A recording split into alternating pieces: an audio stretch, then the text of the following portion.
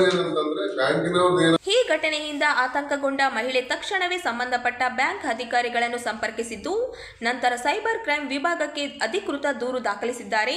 ಆದರೆ ದೂರು ನೀಡಿದ 1 ತಿಂಗಳು ಕಳೆದರೂ ಯಾವುದೇ ಸ್ಪಷ್ಟ ಮಾಹಿತಿ, ತನಿಖೆಯ ಪ್ರಗತಿ ಅಥವಾ ಹಣ ವಾಪಸ್ ಕುರಿತು ಸ್ಪಂದನೆ ದೊರಕಿಲ್ಲ.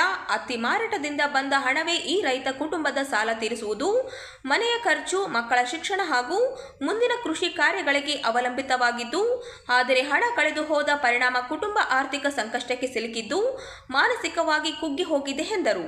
ಬ್ಯಾಂಕ್ ಖಾತೆಯಿಂದ ಯಾವುದೇ ಮಾಹಿತಿ ಇಲ್ಲದೆ ಹಣ ಸಂಪೂರ್ಣವಾಗಿ ಮಾಯವಾಗಿರುವುದರಿಂದ ಸೈಬರ್ ವಂಚನೆ ನಡೆದಿರುವ ಶಂಕೆ ವ್ಯಕ್ತವಾಗಿದೆ. ಆದರೆ ಇದುವರೆಗೂ ವಂಚಕರು ಯಾರು ಎಂಬ ಮಾಹಿತಿ ಬಹಿರಂಗವಾಗಿಲ್ಲ. ಸೈಬರ್ ಕ್ರೈಂ ಪೊಲೀಸರು ತಕ್ಷಣ ತನಿಖೆಯನ್ನು ವೇಗಗೊಳಿಸಬೇಕು.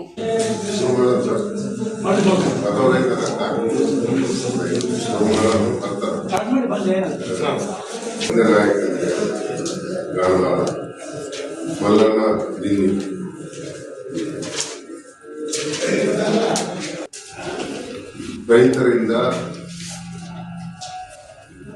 ಬೆಂಬಲ ಬೆಲೆಯಲ್ಲಿ ಹತ್ತಿ ಖರೀದಿ ಮಾಡ್ತಾ ಇದೆ.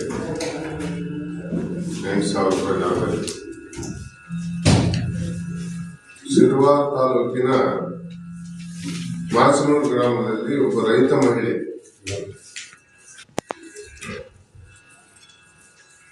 ಹತ್ತಿ ಕೇಂದ್ರಕ್ಕೆ ಹತ್ತಿ ಮಾರಾಟ ಮಾಡಿದ್ದಾರೆ. ಸುಮಾರು 6 ಲಕ್ಷಕ್ಕೂ ಅಧಿಕ ಬರ್ತಾರೆ. ಅವರು ಸ್ವಲ್ಪ ಡಾಕ್ಯುಮೆಂಟ್ಸ್ ಅವರೆಲ್ಲ 6 ಲಕ್ಷಕ್ಕೂ ಅಧಿಕ ದುಡ್ಡು ಅವ್ರ ಖಾತೆಗೆ ಜಮಾ ಆಗಿದೆ. ಆ ಮಹಿಳೆ ಖಾತೆ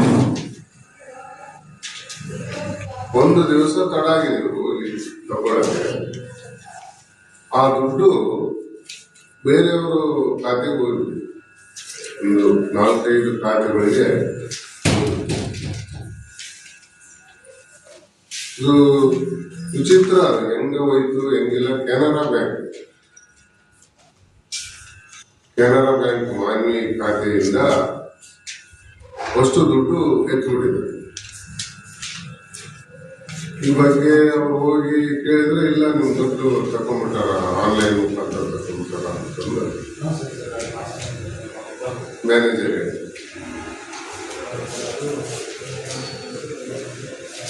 ಇದಾದ್ಮೇಲೆ ನಂತರ ಏನ್ ಮಾಡ್ಬೇಕು ಅಂದಾಗ ಅನಿವಾರ್ಯವಾಗಿ ಸೈಬರ್ ಕ್ರೈಮ್ ಪೊಲೀಸ್ ಸ್ಟೇಷನ್ಗೆ ಕಂಪ್ಲೇಂಟ್ ಮಾಡಿದ್ದಾರೆ.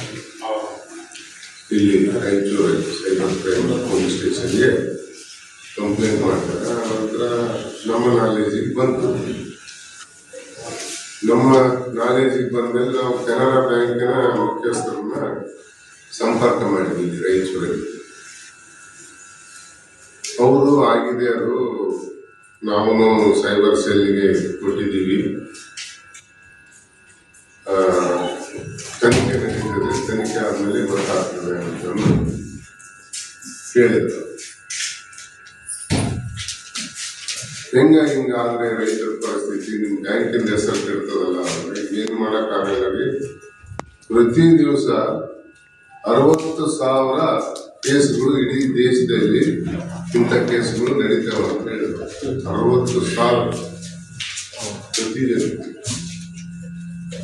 ಇಲ್ಲೇ ರಾಯಚೂರು ಮೇನ್ ಬ್ರಾಂಚಿನ ಮುಖ್ಯಸ್ಥರೇ ಹೇಳಿದ್ರು. ಅಂದ್ರೆ ಕನಿಷ್ಠ ಎಷ್ಟು 18 ಲಕ್ಷ ಕೇಸ್ಗಳು, 18 ಲಕ್ಷ ಕೇಸ್ಗಳು ಈ ರೀತಿ ಇಡೀ ದೇಶದಲ್ಲಿ ನಡೀತಾರೆ. ಇದು ನಮಗೇನಂತಂದ್ರೆ ಇಷ್ಟು ದೊಡ್ಡ ಪ್ರಮಾಣದಲ್ಲಿ ಯಾವುದೇ ರೀತಿಯಿಂದ ನೆಟ್ ಬ್ಯಾಂಕಿಂಗ್ ಇಲ್ಲದೆ ಅಮೌಂಟ್ ಕಟ್ ಆಗಲ್ಲ ಅಂತ ಸೈಬರ್, ನಮ್ಗೆ ಅದನ್ನು ಗೊತ್ತಿರಲಿಲ್ಲ. ಸೈಬರ್ ಪೊಲೀಸರು ಹೇಳಿದ್ಮೇಲೆ ನೆಟ್ ಬ್ಯಾಂಕಿಂಗ್ ಇದ್ರೆ ಮಾತ್ರ ಅಮೌಂಟ್ ಕಟ್ ಆಗ್ತಾವ ಅಂತ ಹೇಳಿದ್ರಿ. ನಾವು ನೆಟ್ ಬ್ಯಾಂಕಿಂಗ್ ಅರ್ಜಿನೇ ಕೊಟ್ಟಿಲ್ಲ, ಮತ್ತೆ ಅವ್ರು ಯಾವ ತರ ಆಕ್ಸೆಪ್ಟ್ ಮಾಡಿದ್ರು ಅಂತ ಗೊತ್ತಾಗುವಲ್ರಿ. ನಾವು ನನ್ನ ಪರ್ಮಿಷನ್ ಇಲ್ಲದೆ ಅವ್ರು ನನ್ನ ಅಕೌಂಟಿಗೆ ಹೆಂಗ ನೆಟ್ ಬ್ಯಾಂಕಿಂಗ್ ಕೊಟ್ರ ಅಂತ ನಮ್ಗೆ ನೆಟ್ ಬ್ಯಾಂಕಿಂಗ್ ಇಲ್ಲದೆ ಅಂತ ಅಮೌಂಟ್ ಅಂತೂ ಕಟ್ ಆಗಲ್ಲ. ಬ್ಯಾಂಕ್ನವ್ರದ್ದು ಇದರಲ್ಲಿ ಏನಾದ್ರು ಇನ್ವಾಲ್ವ್ಮೆಂಟ್ ಇದೆಯಾ ಅಂತ ನಮ್ಗೆ. ಈ ಲೀಡ್ ಬ್ಯಾಂಕಿಗೆ ಒಂದು ಕಂಪ್ಲೇಂಟ್ ಕೊಟ್ಟಿದ್ರೆ, ಲೀಡ್ ಬ್ಯಾಂಕ್ ಮಾಡಿದ್ರು. ಲೀಡ್ ಬ್ಯಾಂಕ್ನವ್ರು ಏನ್ ಹೇಳಿದ್ರು? ಅವರು ತನಿಖೆ ಸೈಬರ್ ತನಿಖೆ ಮಾಡಿದ್ಮೇಲೆ ಅವ್ರು ಹೇಳೋದು ಏನಂತಂದ್ರೆ, ಬ್ಯಾಂಕಿನವ್ರದ್ದು ಏನಾದ್ರು ತಪ್ಪಿದ್ರೆ ಇಮಿಡಿಯೇಟ್ ನಾವು ಕೊಡಿಸೋ ವ್ಯವಸ್ಥೆ ಮಾಡ್ತೀವಿ ಅಂತ ಹೇಳ್ತಾರ. ಮಾಡ್ಬೋದು. ಕೆನರಾ ಬ್ಯಾಂಕ್ ಮಾನ್ಯ ಬ್ರಾಂಚ್, ಕೆನರಾ ಬ್ಯಾಂಕ್ ಮಾಡಿಸಿದ್ದು ಸರ್. ಅದರಲ್ಲಿ ಅಳತೆ ಗೊತ್ತಿಲ್ಲ. ಮತ್ತೆ ಎಷ್ಟು ಏಜ್ ಮಕ್ಕಳಿದ್ದಾರೆ ಅಂತಲೂ ನಮಗೆ ಗೊತ್ತಿರಲಿಲ್ಲ. ಜಿಲ್ಲೆಯಲ್ಲಿ ತೀವ್ರ ಚಳಿಗಾಲದ ಹಿನ್ನೆಲೆ ನಗರದ ಮಾಣಿಕ್ಯಪ್ರಭು ದೇವಸ್ಥಾನದ ಅಂಧ ಮಕ್ಕಳಿಗೆ ಕೆಪಿಸಿಸಿ ಮಹಿಳಾ ಘಟಕದ ಜಿಲ್ಲಾ ಪ್ರಧಾನ ಕಾರ್ಯದರ್ಶಿ ಹಾಗೂ ಸಮಾಜ ಸೇವಕರಾದ ನವನೀತಾ ಹಾದೋನಿ ಅವರು ಸ್ವೆಟರ್ ವಿತರಣೆ ಮಾಡಿದ್ದಾರೆ. ಮುಂಜಾನೆಯ ಮಂಜು ಮುಸುಕಿದ ವಾತಾವರಣ ಜತೆ ಮೈ ಕೊರೆಯುವ ಚಳಿಯ ಅನುಭವವಾಗುತ್ತಿದೆ. ನಗರ ಮಾತ್ರವಲ್ಲದೆ ಗ್ರಾಮೀಣ ಪ್ರದೇಶದಲ್ಲಿಯೂ ತಾಪಮಾನ ಕುಸಿದಿದೆ. ಮಧ್ಯಾಹ್ನದ ವೇಳೆಗೆ ಗರಿಷ್ಠ ತಾಪಮಾನ ಏರಿಕೆಯಲ್ಲಿರುತ್ತದೆ. ವಿಪರೀತ ಚಳಿಯಿಂದ ಜನರ ಆರೋಗ್ಯದ ಮೇಲೂ ಪರಿಣಾಮ ಬೀರಿದೆ. ಮೈ ಕೊರೆಯುವ ಚಳಿಯಲ್ಲಿ ಮುಂಜಾನೆ ಹೊರಗಡೆ ಬರಲು ಹಿಂಜೆಯುವ ಪರಿಸ್ಥಿತಿ ನಿರ್ಮಾಣವಾಗಿದೆ. ಅಂಧ ಮಕ್ಕಳ ಆರೋಗ್ಯ ಹಿತದೃಷ್ಟಿಯಿಂದ ನವನೀತಾ ಹಾದೋನಿ ಅವರು ಸ್ವೆಟರ್ಗಳು ನೀಡಿ ಮಕ್ಕಳ ಆರೋಗ್ಯ ಬಗ್ಗೆ ಕಾಳಜಿ ವಹಿಸುವುದು ನಿಜಕ್ಕೂ ಅವರ ಕಾರ್ಯ ಅತ್ಯಂತ ಮಹತ್ವದ್ದು. ಇವರ ಈ ಒಂದು ಕಾರ್ಯಕ್ಕೆ ವ್ಯಾಪಕ ಮೆಚ್ಚುಗೆ ವ್ಯಕ್ತಗೊಂಡಿದೆ. ಈ ಸಂದರ್ಭದಲ್ಲಿ ಅಂಶಿಕಾ, ಅಂಧ ಮಕ್ಕಳು, ಶಿಕ್ಷಕರು ಸೇರಿದಂತೆ ಅನೇಕರು ಉಪಸ್ಥಿತರಿದ್ದರು.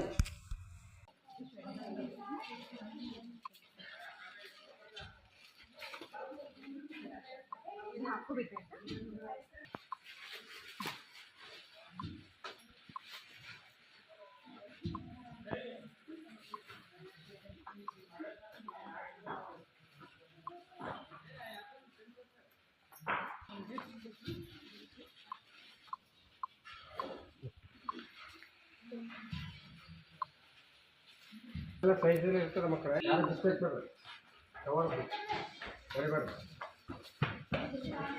ಕವರ್ ತೆಗಿಬೇಡ್ರಿ.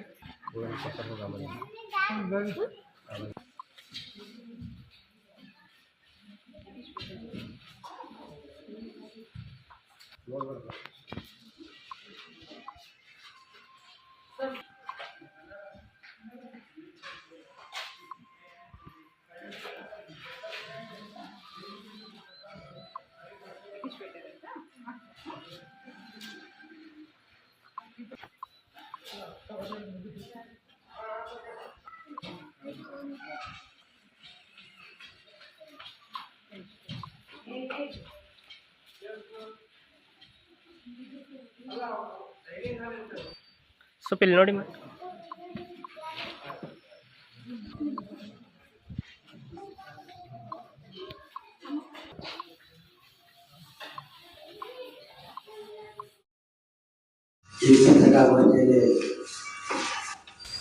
ವಿಶ್ವಕರ್ಮ ಸಮಾಜದ ಕುಲಶಾಸ್ತ್ರ ಅಧ್ಯಯನ ವೈಜ್ಞಾನಿಕವಾಗಿದ್ದು ಸಾಮಾಜಿಕ, ಶೈಕ್ಷಣಿಕ, ಔದ್ಯೋಗಿಕವಾಗಿ ಮರು ಸಮೀಕ್ಷೆ ನಡೆಸಬೇಕು ಎಂದು ಸಮಾಜದ ಬ್ರಹ್ಮ ಗಣೇಶ ಅವರು ರಾಜ್ಯ ಸರ್ಕಾರಕ್ಕೆ ಒತ್ತಾಯಿಸಿದ್ದಾರೆ.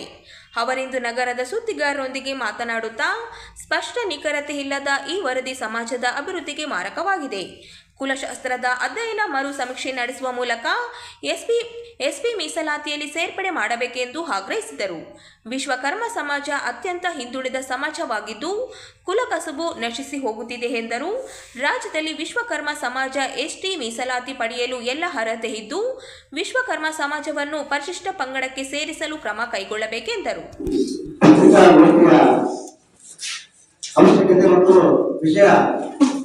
ತಮ್ಮಲ್ಲಿ ಹಂಚಿಕೊಳ್ಳಲು ಅಂತ ಹೇಳಿದ್ರೆ ಏನು ನಾವು ವಿಶ್ವಕರ್ಮ ಸಮಾಜದವರು ಈ ದೇಶದ ನಾಡಿನಾದ್ಯಂತ ಸಂಸ್ಕೃತಿಯನ್ನೇ ಇಟ್ಟಿರತಕ್ಕಂಥ ಒಂದು ಸಮಾಜ.